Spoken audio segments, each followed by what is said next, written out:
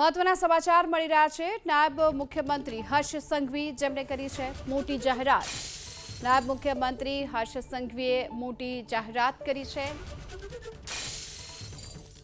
જેન ઝીને આકર્ષવા માટેની કમિટીમાં સંઘવીનો સમાવેશ કરાયો છે। તો નાયબ મુખ્યમંત્રી હર્ષ સંઘવીને મોટી જવાબદારી સોંપવામાં આવી છે। નાયબ મુખ્યમંત્રી હર્ષ સંઘવી જેમને સોંપવામાં આવી છે જવાબદારી।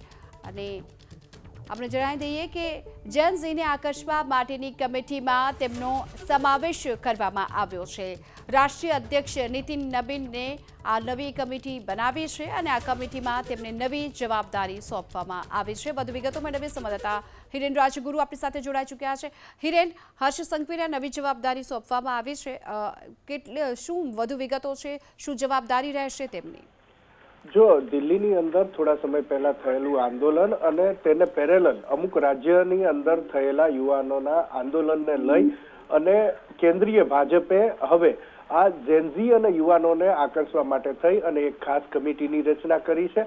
આ કમિટીની અંદર ગુજરાતના નાયબ મુખ્યમંત્રી હર્ષ સંઘવીને મહત્વનું સ્થાન આપવામાં આવ્યું છે। આ કમિટી દેશભરના યુવાનો અને જેનઝી ને આકર્ષવા માટે થઈ અને વિવિધ પ્રકારના કાર્યક્રમો ચલાવશે। જે પ્રમાણે સૂત્રો પાસેથી માહિતી મળી રહી છે એ પ્રમાણે કેન્દ્રના તમામ મંત્રીઓ આ સાથે જ ભારતીય જનતા પાર્ટીનું શાસન જે રાજ્યની અંદર છે એ રાજ્યના તમામ મંત્રીઓ ઉપરાંત સાંસદો અને ધારાસભ્યોને સૂચના આપવામાં આવી છે કે તેમણે યુનિવર્સિટી અને કોલેજની મુલાકાત લેવી અને આ મુલાકાત દરમિયાન જેનઝી અને યુવાનો ભારતીય જનતા પાર્ટીની નજીક આવે અથવા તો જે મુદ્દાને લઈને તેઓ આંદોલન કરી રહ્યા છે અથવા તો જે મુદ્દાને લઈ અને તેઓ સરકારથી નારાજ છે તો તે મુદ્દાને લઈ અને તેમની સાથે ચર્ચા કરવી અને જે સત્ય હકીકત છે તે યુવાનો અને જેનઝીને સમજાવવી, જેથી કરી અને જે ગડમથલ છે એ દૂર થાય, યુવાનો અને જેનઝી એ ખાસ ભારતીય જનતા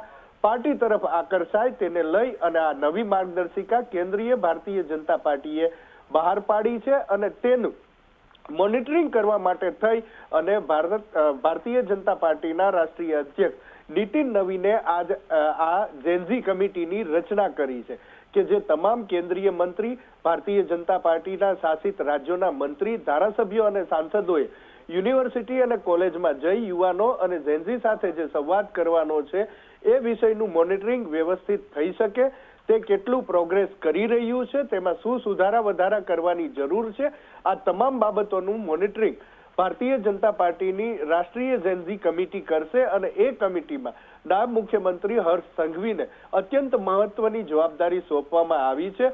ગુજરાતની જવાબદારી પણ નાયબ મુખ્યમંત્રી હર્ષ સંઘવી ઉપર રહેશે અને સાથે સાથે આ રાષ્ટ્રીય ભાજપની કમિટીમાં પણ તેમને સ્થાન આપી અને આ સમગ્ર બાબત જે કેન્દ્ર સરકાર અને પ્રધાનમંત્રી નરેન્દ્ર મોદીએ નક્કી કરી છે તેનું મોનિટરિંગ, તેની અંદર સુધારા વધારા અને આગામી દિવસોમાં વધુમાં વધુ યુવાનો અને જેનઝી કેવી રીતે ભારતીય જનતા પાર્ટી સાથે જોડાઈ શકે અથવા તો એની જે નારાજગી છે એ નારાજગી કેવી રીતે દૂર થઈ શકે તેના કાર્યક્રમો આપવાનું કામ પણ આ ભાજપની રાષ્ટ્રીય જેનઝી કમિટી કરશે।